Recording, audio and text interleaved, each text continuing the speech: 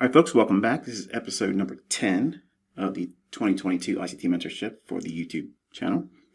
This lecture is going to be teaching implementing economic calendar events with the open. All right, so the economic calendar, many of you probably don't even consider looking at this, but it's important if you're going to be learning how to speculate, study these markets. Certainly, if you're ever going to consider putting live funds in, you really want to know what this calendar says for the day you're going to be trading. Otherwise, you could be surprised, unfortunately, adversely, with a sudden rush of volatility that you wouldn't otherwise expect. This is Thursday's economic calendar for Thursday, February 17th. And not all of these things are going to be heavy hitters for stock indices, but most of them are. And what I'm showing you here is what I teach all my students. I go to forexfactory.com. I use their economic calendar. It's not the only one you can use. It's whatever you like. I like the color scheme they use. It's just a personal preference. You can pick any economic calendar. They're all going to pretty much say the same thing. Here, the medium impact events are like orange. Low impact are yellow. And anything that's red, which is not being shown here, would be like a high impact news driver. So when we look at these stock indices, the reason why I teach you 8:30 in the morning, like that's your beginning time to start looking at it, or crosshairs time. The news embargo lifts at this time at 8:30.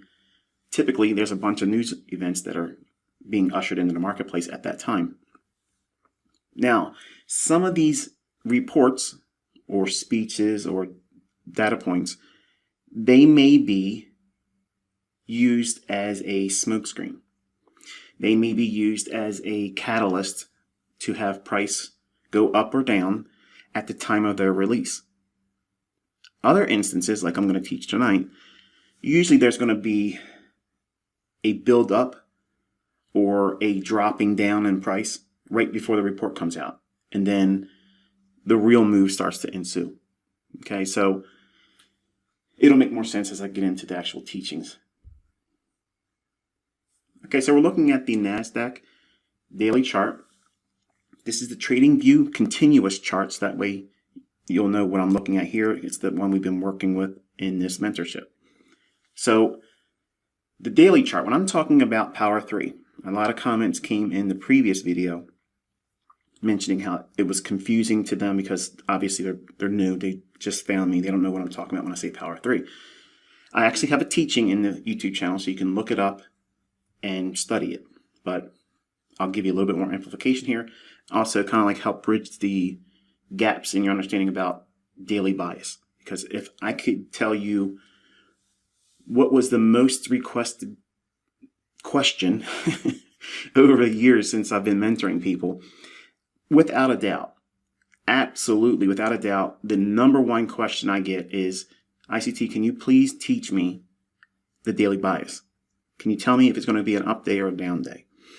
And I'm going to teach you here, and this is my honest to God's truth.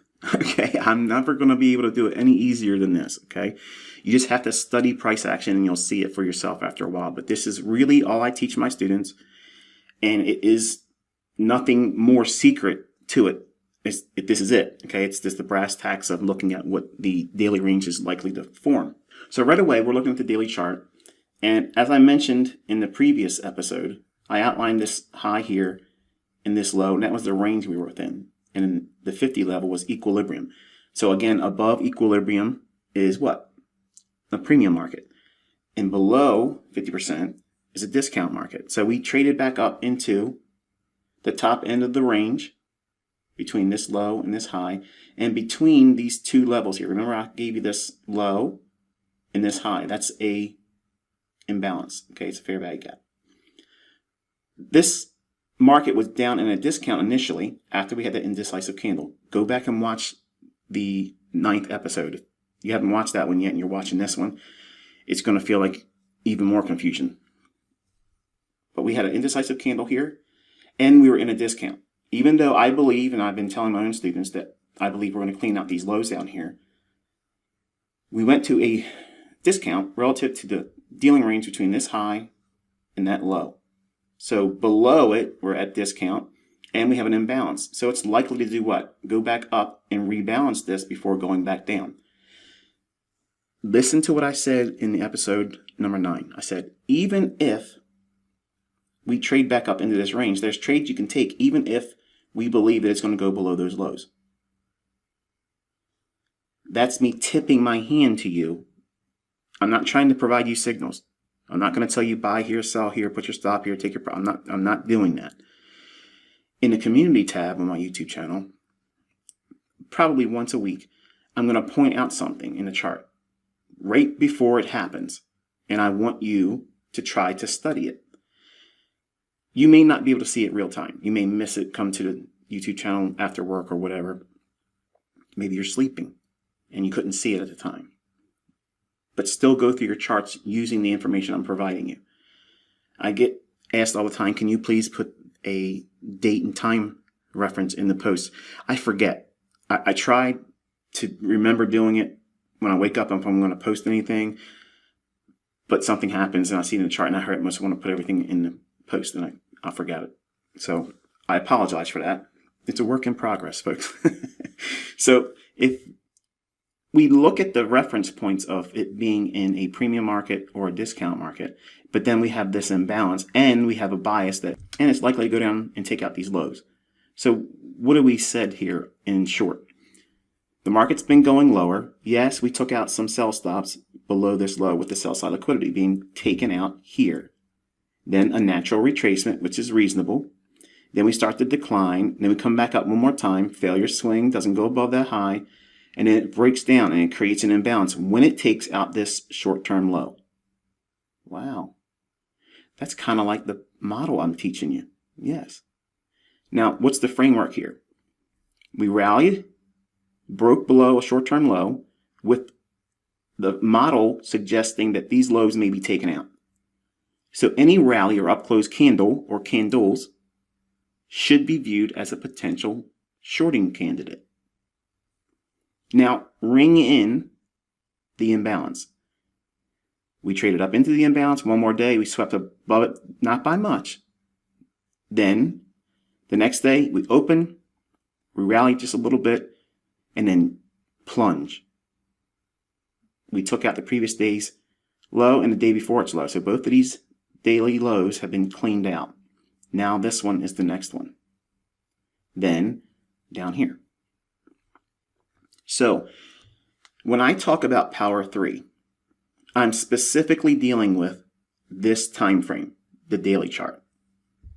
If you consider where the market opens, say this is the opening price, in a daily range, if you're expecting it to go down, or maybe you weren't expecting it to go down, you were just looking at the price in your chart, and you see that the open was here, it rallied a little bit, and it went down, and then closed near the low. Now, that's a rather simplistic overview, just making it very plain, nothing terribly exciting about that. But when you really start to consider it, it is really exciting, because this is the market right here. If you understand this, and you can study a daily chart, daily bias will become easier for you if you start implementing it with this mindset. So if we're bearish, okay, if we're bearish on a market, we're going to anticipate the daily ranges or each one of these candles doing this very thing here. Open, a rally, not much of a rally, but it can make a large wick. It doesn't make a difference.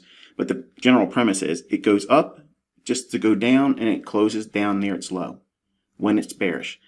Obviously, this would be reversed where the open would be down here near the low and the close would be near the high of the daily candle if it's bullish. But not every single candle in a series of the entire price swing is going to be all up close candles when you're bullish. Conversely, not every candle is going to be a down close candle when you're bearish. But I've already taught you, when you have these sustained price swings on the higher time frame, you're not seeing a lot of up close candles when it's bearish. And you're not seeing a lot of down close candles when it's bullish. But contrast that with what you may be feeling when you're looking at price. You'll make a big deal out of one down day when you've been bullish, and it completely takes you out of your game. Oh, I can't determine bias. I don't know what's going on. This is always tricking me. I felt that too in the 90s. I know what it feels like. But let's take a closer look at this. This is the chart that I used to trade back in 1992. The classic open, high, low, and close bar, which is what I'm showing you here. Now, with this chart, it made perfect sense to me. And if my eyes were not as poor as they are now, because I'm aging and I've been looking at computer screens for 30 plus years now, it's worn them down. So obviously candlesticks are a much more preferred way of looking at it because it's thicker. You can see the open and close relationship as I'm teaching you here a lot easier versus this. You have to strain to see where the opening is on this candle is to the left of the candle, or not, it's not even a candle, it's a bar. So to the left of the bar is the open, it trades down, creates the low, rallies up and closes near the high. See that? Same thing here. It opens, trades down, goes up and closes above the opening, but in the upper portion of the daily range. Then we have a high where it doesn't really matter where it closes. And then it's likely to do what? Come back and rebalance this. It'll make sense in a moment. And it opens here, small little rally up, creates this very thing here on this day. It opens, small little rally up, and then down, overlapping this daily bar. If we look at this relationship over here, we have this one single pass with that bar range between this candle's low and this candle's high. That's our fair value gap. The market can trade back up into it, and look where it closes, right on the highs. In the next candle, it's back and forth, works both sides of the range. But what is our bias? What did I hint at? The bias is bearish. We're looking for these lows to be taken out. So the only thing we were doing was coming back up to rebalance this, then go lower. So once we went back to the top of the range, did this candle or bar touch this candle's or bar's low? No. Just fell short of it. This wiped back and forth. So now this range here is completely balanced. So there's no reason for this price to hang around. Now, it could have went a little bit higher today, and I was waiting for that to potentially happen, but I've not abandoned my bearishness for price to go down to here. All my students know that. This movement here, we have the open, the rally up, fade it, comes back down and closes on the low. That's this pattern right here. Power 3 is accumulation, manipulation, distribution. Okay, that's the three components. The power aspect is, if you understand those relationships on what the daily range is doing, the open, on a day that's bearish, okay, the open and anything above it, that is accumulation of shorts. Now, it's not limited to just open and above. That's where smart money and people like myself and my students, that's where we're aiming to enter getting short. It can be whatever the range is. This is important because my students are actually going to smile when they get this too. The open to the high, whatever that range is, you take that range and you subtract it from the opening price. That is your opening range. That's where your fair value gaps, that's where your stop raids are going to happen, that's where your optimal trade entry is going to happen. Every potential shorting candidate, whatever system approach that I teach, even in my paid mentorship, every premium array, okay, that's what I teach it as. Every single one of them will reside and form in the range between the open and its high. In other words, if you're watching price and you're bearish, the day opens up and then it rallies up. That's a Judas swing. The range from the opening price up to that high, that range is what you project below the opening price. That is your opening range. When I say opening range, that's opening range. So what that does is gives me an area at which to bracket out how much leeway I can give the market when it starts to go below the opening price and still take a favorable entry. Because power 3 is, I'm bearish, I'm expecting the market to open and rally above. If I can get something on short there, that's the ideal scenario. But I may not be able to do it. Or I may take a trade early, or just take a trade and I get stopped out. It's going to happen. But then it breaks down below the opening price. Does that completely ruin the day for me? Sometimes it'll just tear off and I can't catch it. It doesn't give me a setup. and not just miss it. And you can't chase it and don't worry about it. But don't be upset. Just go back in your back testing and you'll see that there's lots of opportunities coming in just below the opening price. This is called close proximity entries.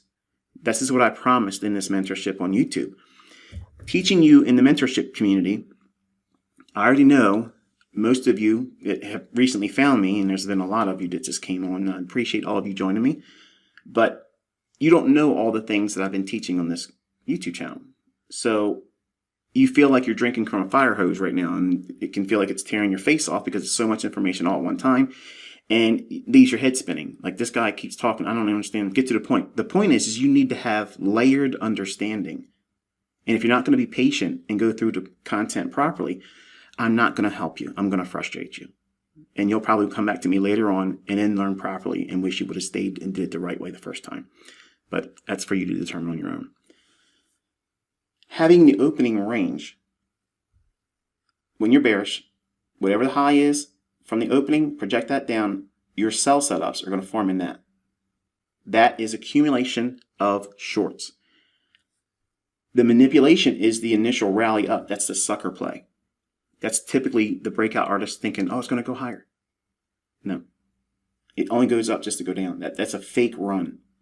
Then it goes lower, creates the low of the day, and then closes near the low of the day. So between where the low of the day is and where it closes, that's distribution. What's being distributed?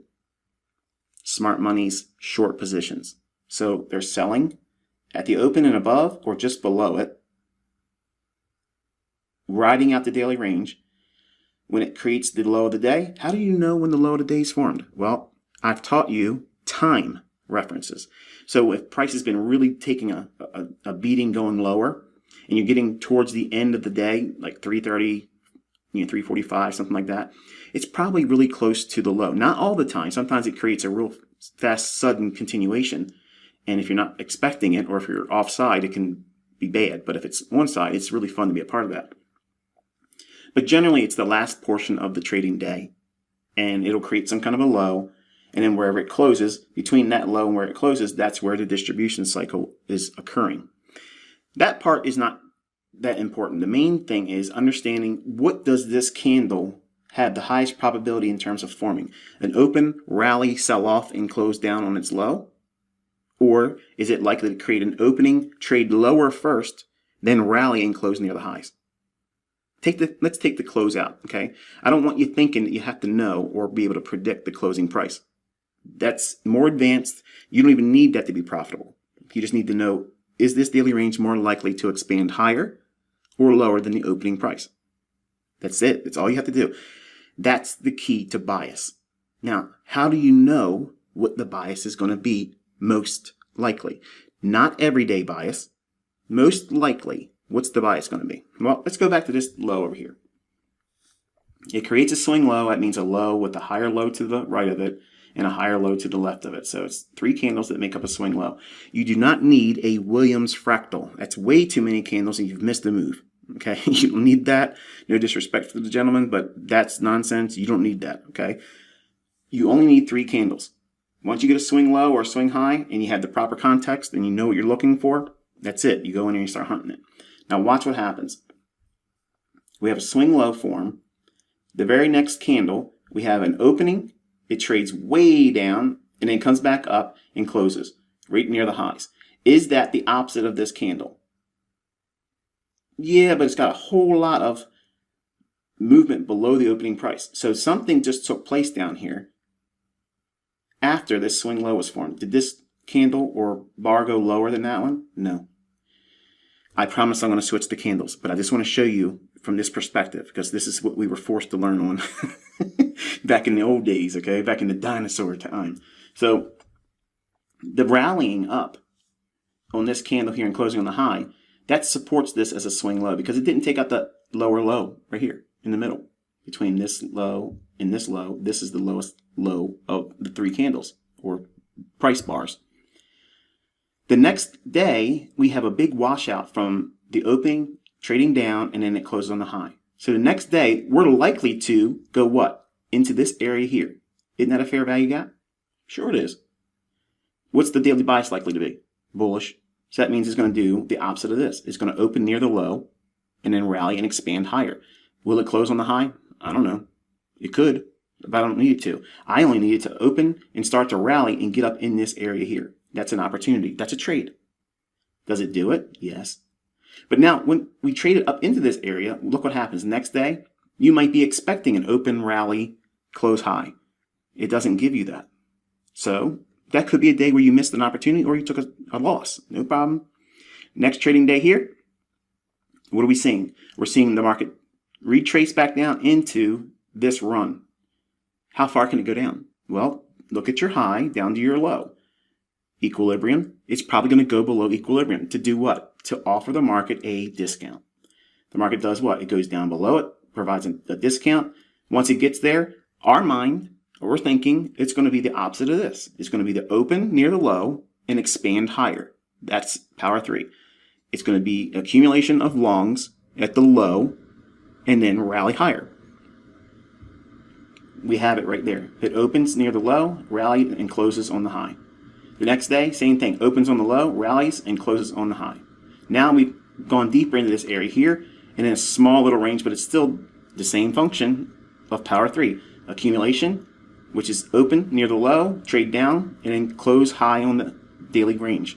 Next candle, same thing. It opens, trades down, accumulates longs, trades higher. Same thing here. What's this? It opens, trades down, trades higher. Until we do what? We take out this short-term high. See that? Then we can get a retracement lower or consolidation. We get both. Small little retracement and consolidation. Next candle, power 3 delivering for accumulation of longs. Next candle, consolidation. Might be a day you took a loss. Let's be real. Next candle, what's the bias? What are these over here? They're relative equal highs. There's stops resting above that. That's buy-side liquidity. What's it drawing up to? We've already taken out this high. What's going to go up to here likely, right? Because we've already taken out sell stops below here with this drop, and we keep proving it's going higher. So where's it likely to go? Above here. So until we get to that point, we keep thinking the opposite of what we're showing here. An open near the low and close on the high. Power 3, accumulation of longs. Distribution of longs at the close. The next day, indecisive candle. Okay, no big deal. Next candle, we open, trade down. Same thing. We're looking for buys. The whole time we're looking for buys in here. You might get stopped out. You might have a losing trade, but you're not abandoning the bullish bias until we get above these highs. Then we have to study it. Does it want to run higher?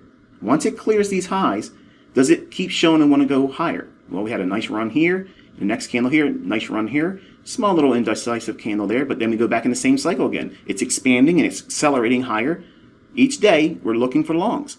Opening near the low, trades below the opening a little bit, and then rallies and closes near the high. That's bias. That's sticking to your bias. And the same thing is done over here on the opposite. We had an imbalance here. And I promise after this, I'll change it to candlesticks. Your eyes are probably going nuts right now. Fair value gap, we trade up into it. So once we trade into it, what are we expecting? The market to do what? Trade back lower. So if we're trading back lower, we're going to be looking for this pattern. Open, rally, accumulation of shorts, distribution at the lows. What are they distributing? The short positions they've accumulated above or at the opening price. So in this candle, what do we have? We have the open, it rallies up to go short, and then trades down and closes on the low. Just like this is here. See that? The next candle, you're expecting the same thing. Does it deliver that? No. You might take a loss that day too. Okay, no big deal. It's likely to go where? Here's where the sell side is now. Each candle, open, rally, close down on the low. Open, rally, close down on the low. Open way back into this one. And then still closes lower than the open, but still nice range down. Same thing here. Opens, rallies, sells off. Next candle opens, sells off. Then comes back and overlaps it, and now we have a potential key reversal. Then we have back and forth price action where you can probably get beat up. Imbalance, it trades up into that. And then we go into that area where we're at now. So let's go to a candlestick, and it's a lot easier to see it this way.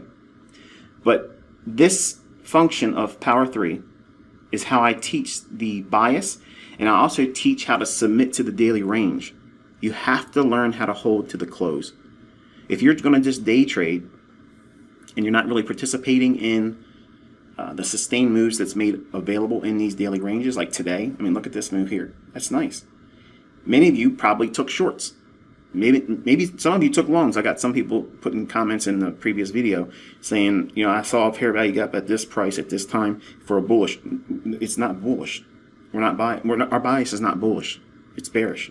It's already traded to the top end of that fair value gap, and it's likely to go lower now, taking out this sell side and attacking the sell side over here. Okay. All right. Let's drop down to an hourly chart, and that fair value gap, the high and the low levels, that's what's being shown here, right there. And these annotations are obviously from what you saw on the episode 9.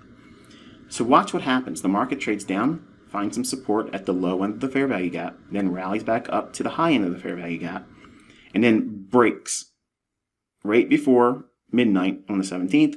And then we consolidate, trade back up into what? What is this? What's this right here? It's a fair value gap. Price goes up, rebalances that there. And it's doing it, what time of day? Not New York. It's overnight. European London session. That's just how you can use that model. The same model, you can use it in an Asian session. You just ain't going to get a lot of movement because it's typically not a lot of movement in that time of day. But you can trade it in London close. You can trade it in, obviously, the New York Open, like I'm teaching you, and London Open. London Open, if you know what you're doing with the daily bias, you can catch enormous moves. Enormous moves. But sometimes you're going to have to weigh out a lot of give and take back and forth. Kind of like today, where the market rebalanced here and then consolidated and waited for a little bit of a push higher.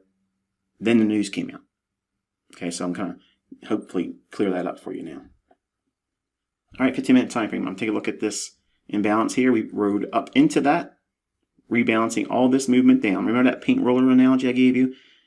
The paint was applied to the wall going down, but if all this movement was given to that one single candle, there's going to be little porous places in prices between the high and the low where the market wasn't efficiently offered for buyers.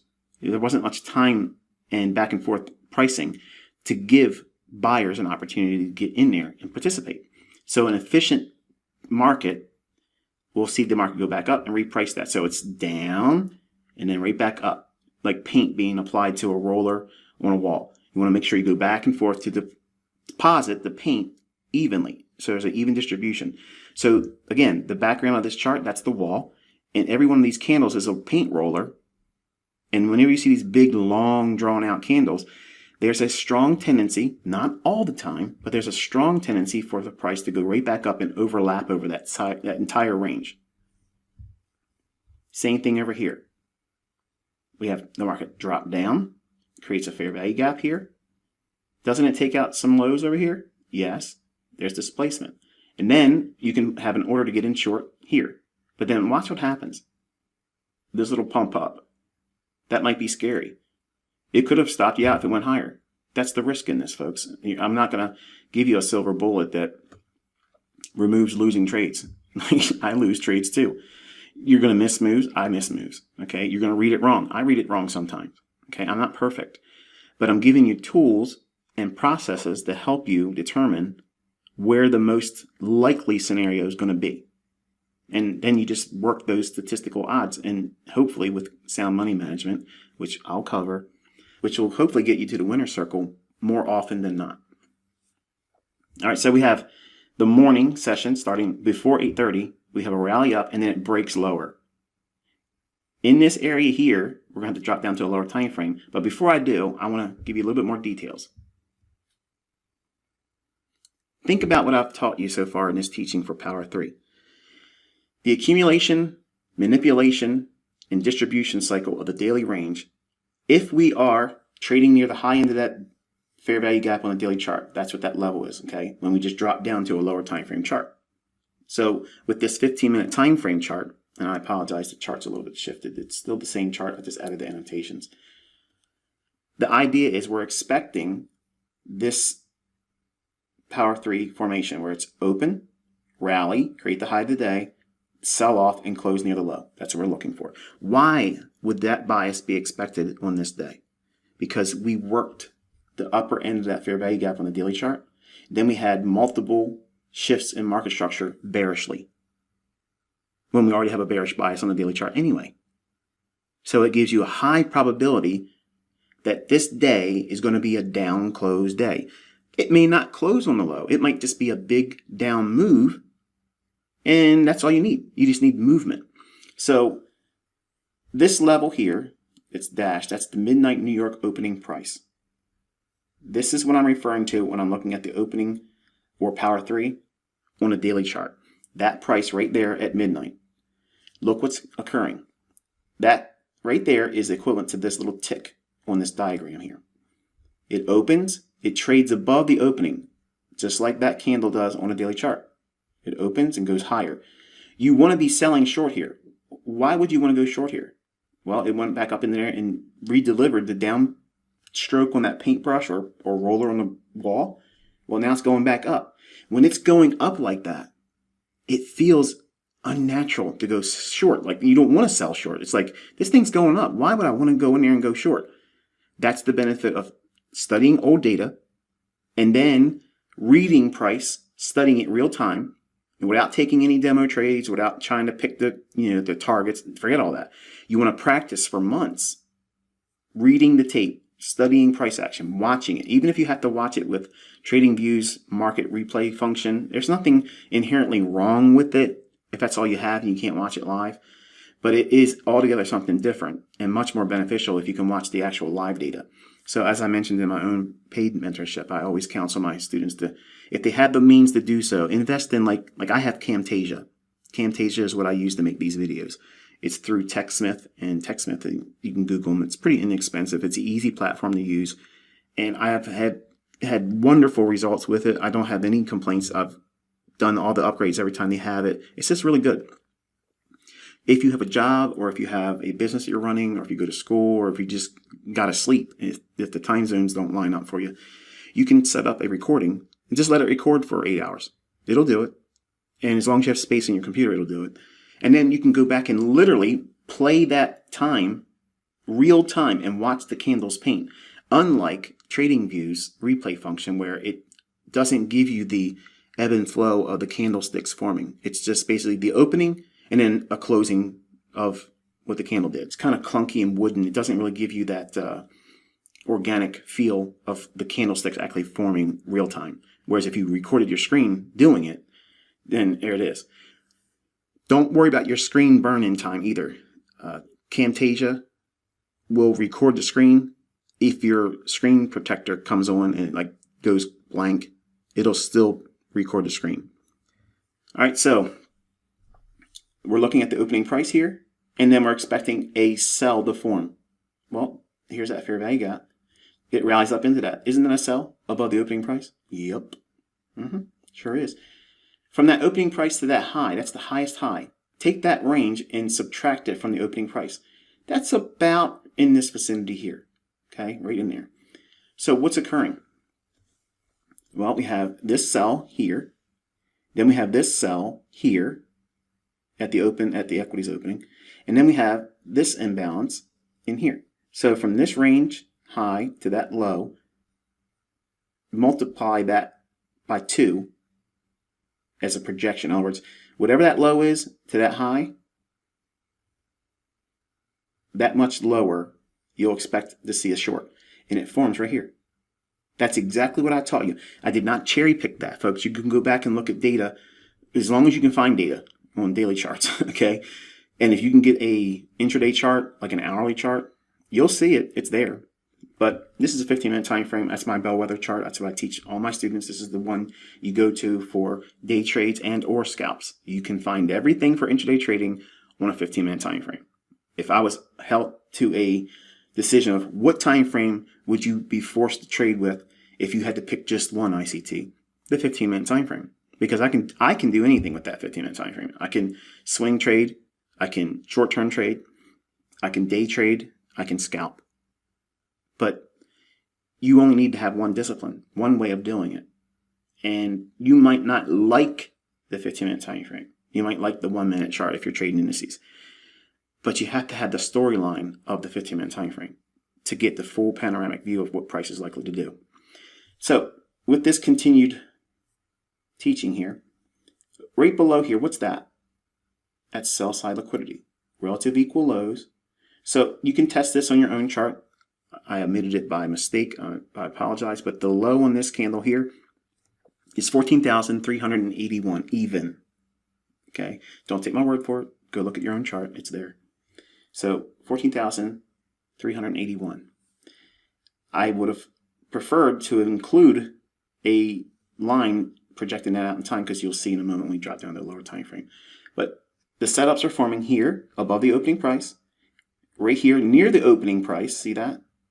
And inside of the range from the high to the opening projected down, it's in that vicinity there. So it's giving you another opportunity.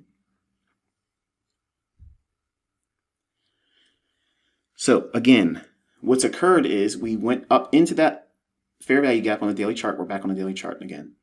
And we're anticipating the opening and rallying up into what?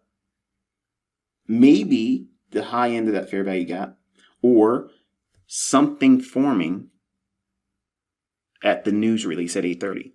But if we look at price was starting to pump up higher ahead of the 8:30 news release. So what's that tipping its hand to you, telling you? They're pricing in a premium market ahead of the news. So they're going to use the news to sink it lower, because the bearish bias is going to come into fruition.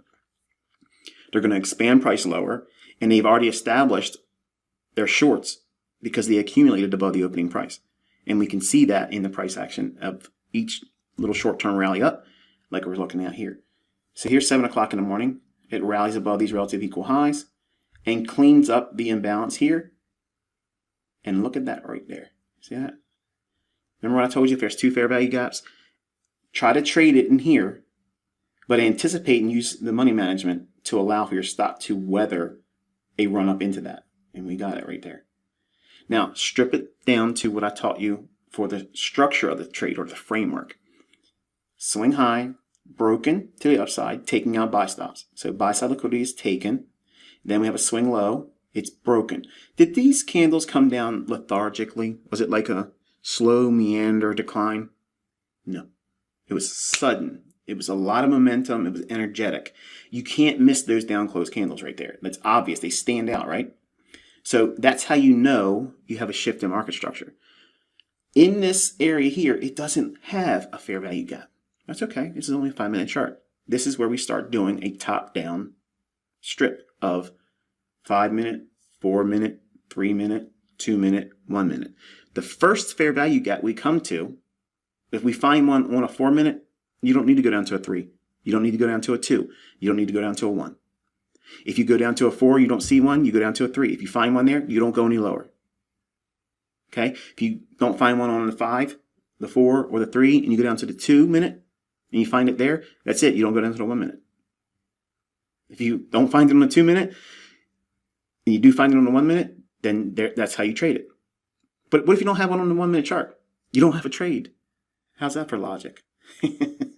So we have the continuation lower off of a retracement in here. Now this candle, the high of it here, I wish I would have used a lighter color, but this candle's high is right there, okay? It actually goes just above that one right there. Not by much, but it does. But we don't need that. We don't need that. Watch what happens. Here's the 4-minute chart. Uh-oh. Something different on this chart, ain't it? We have buy side liquidity here. The candles are a little bit more beefier. When we were looking at the previous slide, look at this one. Look at the candles. They look wonky, don't they? But on this time frame, they become much more prominent, more beefy, much more stout. Like, look at me, I'm here. Take a look at me.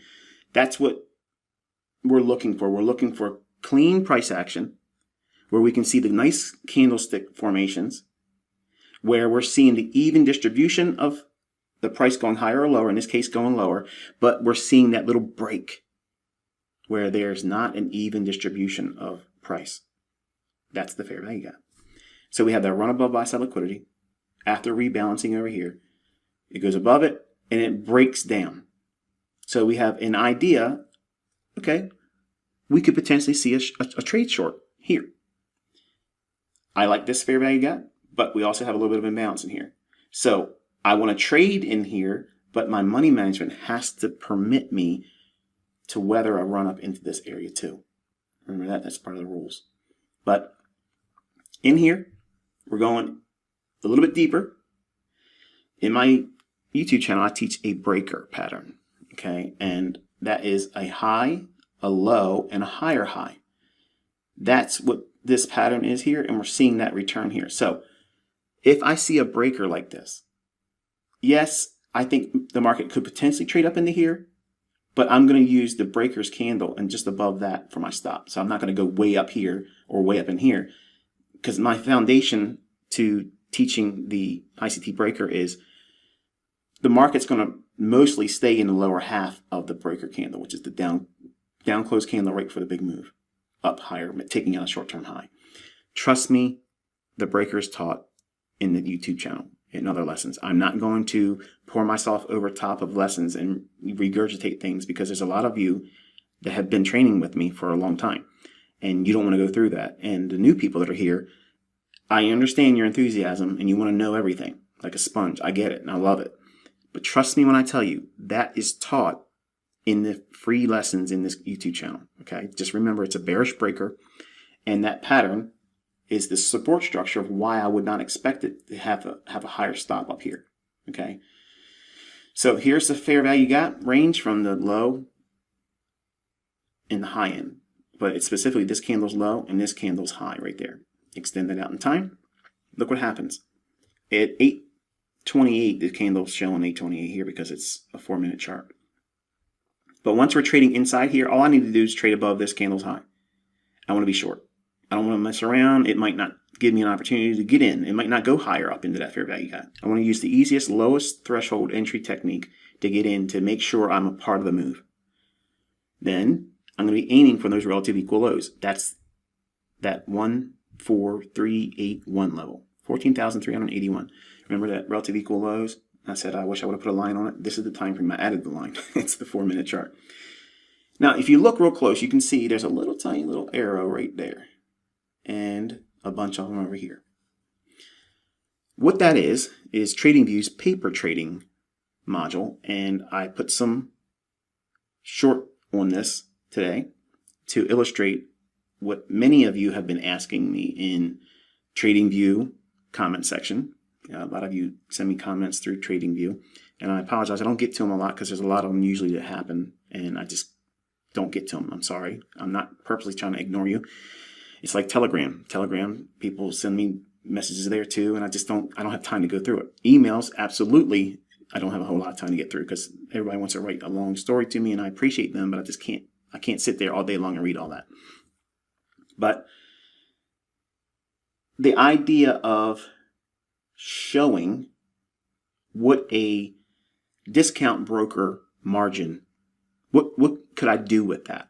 Okay, I don't recommend it, but there are brokers out there that will allow you to trade the mini contract for just a couple $1,000s and the micro for less than $100. And to me, that is absolutely stupid. You're asking to blow the account. In these markets, you absolutely can have your hinder parts handed to you in short, sudden fashion. Even me, in the last, 4 weeks or so, I've seen moves that came back on my stop so fast. I was like, wow. Just the other day, I watched a 100-point run come out of nowhere in a 1-minute candle. It moved 100 points in the NASDAQ. 1 minute. That's a lot of movement, man. So if you're looking at that and you're trying to hold, let's say, 16 minis or 8 minis, and it moves $2,000 against you in 1 minute, folks, your stop would not have been respected.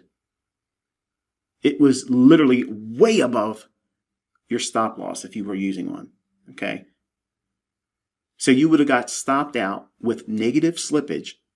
And let's say you were holding those 8 contracts.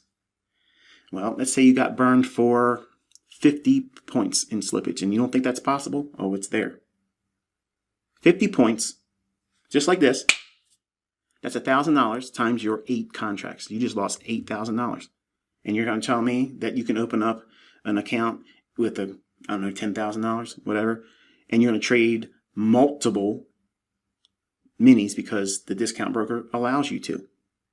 And all of a sudden, you just roasted your account in one trade in some wild little price move that came out of nowhere that you didn't expect. And in one candle, 1 minute candle,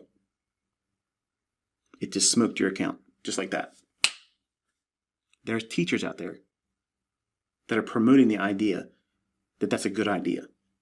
It's not a good idea, folks.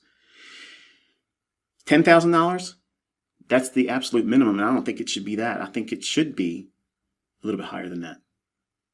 I think 15,000 is fair for what the NASDAQ is doing right now, because just today alone moved 8,000 per one single contract, over $8,000 in movement for one contract.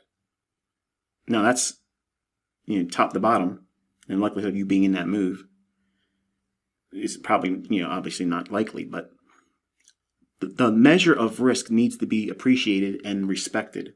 And unfortunately, YouTube makes it available for anybody to come out here and pretend to know what they're doing.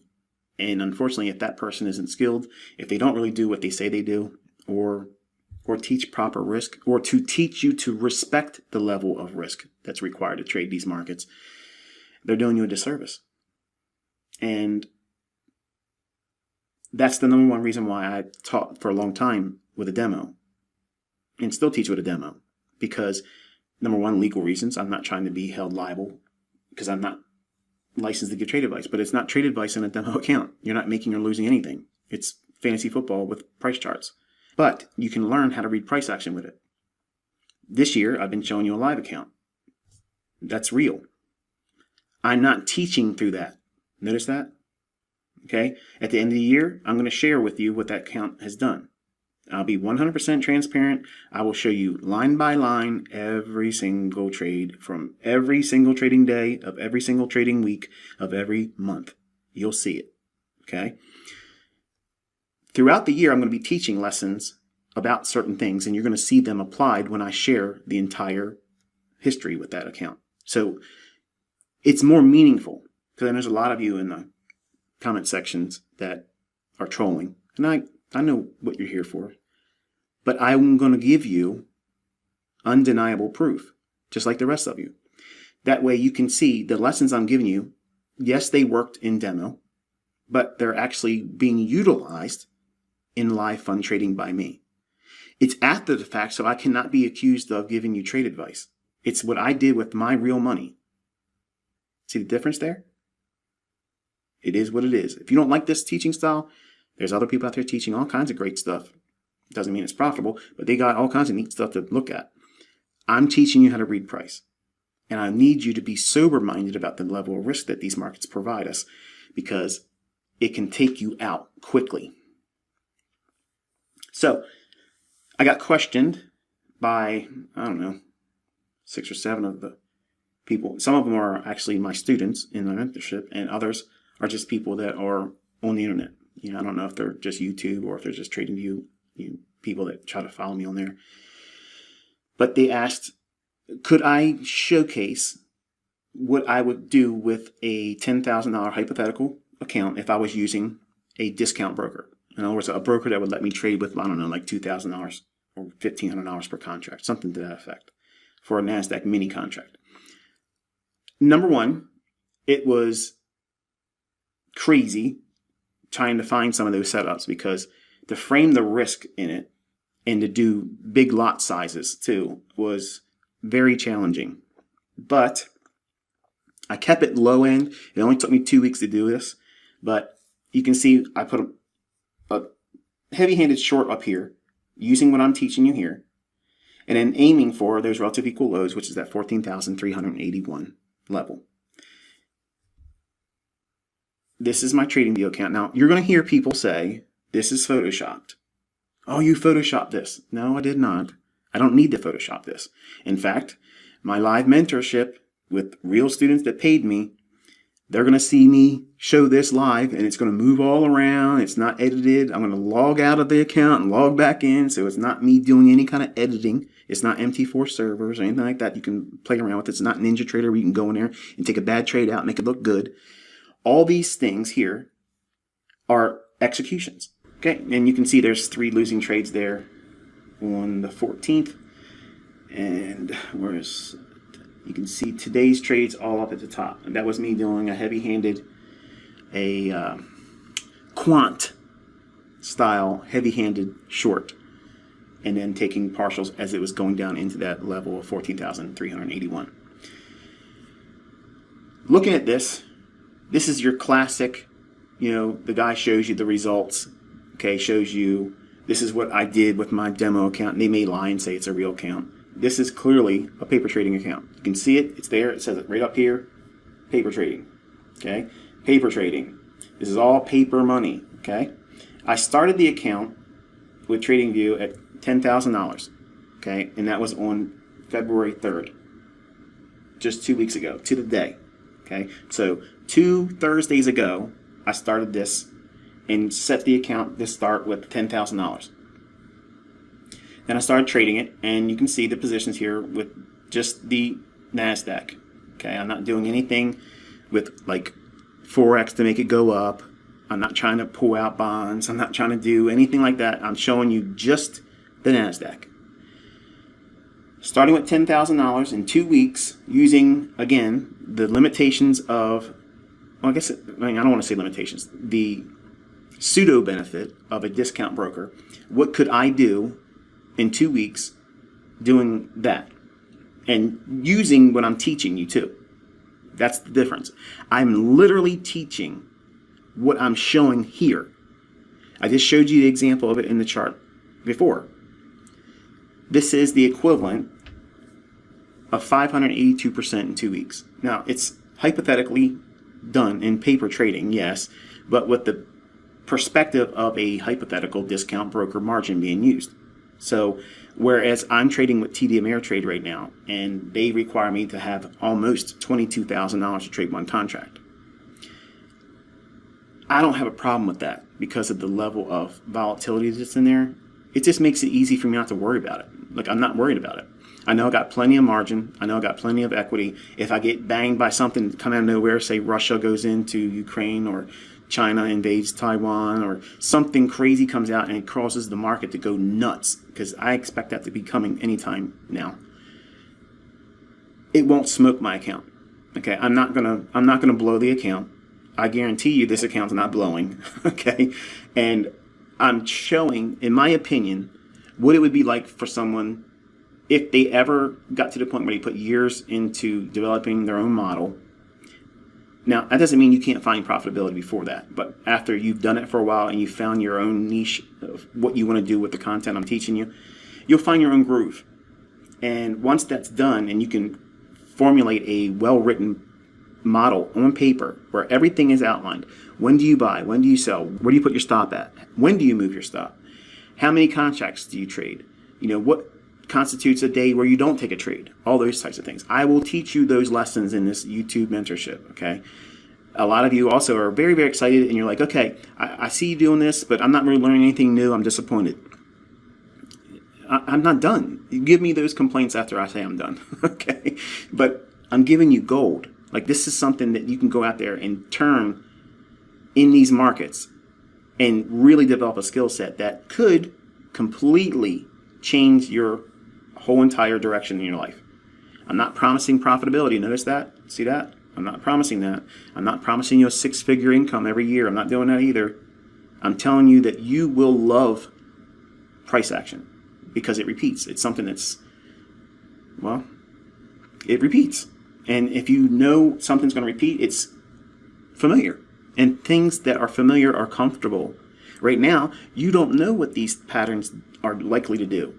They're unfamiliar to you. So it's important for you to understand that that's a temporary struggling point. But going through the things I'm going to teach you to do here, and I'm streamlining it. Yes, this doesn't feel like streamlining to some of you. You want me to come out here and say, this is where you buy, this is where you sell. You put your stop loss right here, and this is where you take your profits. And it's always like this every single time. Wash, rinse, repeat, and it never violates any of those rules. And it's just always the same way. If you think that way, just change this channel right now. Don't even come back here, because that's not reality. There's going to be similarities that look slightly different than the last few times you took the trade, but you will recognize them. But my question to you is, if you could do this over a year, not 2 weeks, would you be impressed with yourself if you could do that? Would you feel that would be enough? Some of you young guys don't think that this is enough. And it's amazing. That type of return is amazing. If you can turn that with a live account, that's phenomenal. Like that's wealth making there. You don't need it to be that high to make money. But if you can hit that kind of number a year, over 12 months, hit something like that, that's amazing. And that's not even what I teach my students to expect. And this is not bragging. I'm not trying to say, look at me, I can trade a demo account, look at me. That's not what I'm doing here, folks. Okay? I was asked sincerely to show. You all hear me telling you, and I'm showing you, it's a paper trading account. Because I'm not going to go into AMP or some other broker that's going to allow me to trade with discount broker margins. I'm not going to do it. I know, even what I know, I'm going to get smoked if I try to do something crazy and heavy-handed. Because even with me trading one contract, I've had moves come against me pretty sudden. And there was nothing I could have done about it. Because the volatility is so fierce right now. I'm not afraid of it, but I do absolutely respect it. So to provide an answer to the guys out there that say that, yeah, it's stupid to trade in another account where they use the exchange rate margins for initial margins, which is right now almost $22,000 for the NASDAQ. One mini contract, you need about $22,000. It was about $17,160 about 3.5 weeks ago, 4 weeks ago, but they raised it up. If they raise the margins, listen, this is for your notes, okay? If they raise the margins, that's the exchange tipping their hand to you that huge moves are coming. Big, monstrous moves are coming. And they just raised the margins. You think that's coincidence? It's not. Big moves are coming. And if you're offside, it's going to get real hot in the underpants. But if you're onside, oh man, there ain't nothing sweeter than that. That's like winning the lottery. And these moves are significant. I mean, let's go back up for a second, okay? And I'll close this video. If you look at the fair value gap in here, okay, and say you're filled at 14,515, and you're aiming for 14,381, is that 6.5 points? No. Is it 20? No. Is it 50? Is it 100? Nope. It's more. Do you see a pattern here? One contract? Folks, what I'm teaching you is literally an ATM machine in your hands. I'm giving you the PIN numbers. Every time I do a video here, I'm giving you another digit. And once you figure out what it is that you want to do with this content and make it part of you, and you'll see what I mean by that. Right now, you might see me showing you, and it's like, man, this makes perfect sense. Most of the comments that I don't allow to be posted are just sugar, sweet, diabetic coma type lovey-dovey comments. And I'm not making fun of that. And I appreciate it. I know what you mean by it. And you want to show your adoration and respect. And I love that. But don't lose sight that you're feeling that splash over because I'm literally taking you into the chart and showing you what I know. And you're excited because you know the opportunity is available to you if you stick to this, and that's the right perspective. But don't lose sight and think that, oh, I just watched that video and I'm going to go out there and trade, because I've had some people post in the comment section and they try to do something with live accounts, which I already said, no, don't do that. And they're saying, I don't think these concepts work because I tried to do this and I tried to buy this fair value gap today. And you know who you are, and I'm not trying to make fun of you. I'm not talking down to you, but the bias is bearish. So if the bias is bearish, would you go in looking for a bullish fair value gap? No. That's the purpose of having a model. And then with that model, each morning, before the markets even start trading, you write down what your intentions are. What does that mean? I gave you the range, right? Here's the opening price. It rallies up to that. So inside that range, you're going to look for a setup to go short. You're bearish. And if it goes down below that low, you can still take a short if it's in this range minus this low. Okay. If it leaves that area, you can't chase it. I don't care how good it looks later in the day. You don't do it. You have to have discipline, folks. If you don't have discipline, your broker's not going to help you with that. They want you to click that button. That's how they make money. And they don't care if you blow your account, because there's going to be 20 more to replace you. Because they've watched ICT videos. They've watched everybody else on YouTube that try to tell you that you can do this. And it's so easy. Even a pizza delivery boy can do it. So hopefully this has helped clear up the idea of bias and Power 3. And I will be repeating these themes when it's applicable in the newer videos that come out and examples I'm going to teach with. But for now, I can't say it enough. What you were just exposed to, that is the underpinnings of what we do in my camp, okay, ICT. My students, we look at price like that. Let me throw one more thing in here, just to piss off everybody that doesn't like these long videos. Let me go back up into this area real quick. And on the daily chart with the candlesticks, that's what I'm looking for here. There we go. All right, notice something. From this low up to this high, it's bullish, okay? We're expecting bullish prices. This is how you backtest. You tell yourself in your annotations, I was expecting. You're basically lying to yourself in the comments of your chart when you're backtesting. It sounds foolish, okay? Trolls are going to love that comment coming out of my mouth. But what you're doing is you're teaching yourself pseudo experience. It's training your subconscious to see this stuff like you saw it live.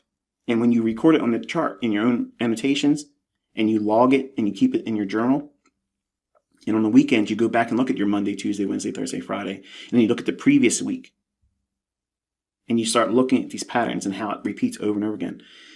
When it's bullish, you're trying to stay with the opposite of this. Open near the low, close near the high, but expansion to the upside. So you accumulate longs, manipulate, get people thinking it's going to go lower, and then ram it up higher. Distribute the longs near the close. That's what you're looking for here. With that mindset, okay, you're all afraid of, but what happens if it's a down day? ICT, what happens? Well, the worst thing that can happen is you lose money. And if you think that you're going to trade and not ever lose money, turn the videos off. Don't ever watch anybody else's either, because that's not a proper mindset. Traders are professional losers. They're managing every trade right from the beginning. They got to come out of the costs. You're paying a commission. And if you got slipped in Forex, you got a spread. Every trade opens up as a loser. So a trader is a professional management company of losing trades. They turn losers into winners. But not every loser can be turned into a winner. But they don't lose their business because a few never become winners. It's real important to understand that, folks. It's a paradigm shift that took place when I was a younger man. I felt that there was a way for me to always win. I was convinced of it. There isn't. There is no way of doing that, okay? So, last analogy, last lesson, and the video is over.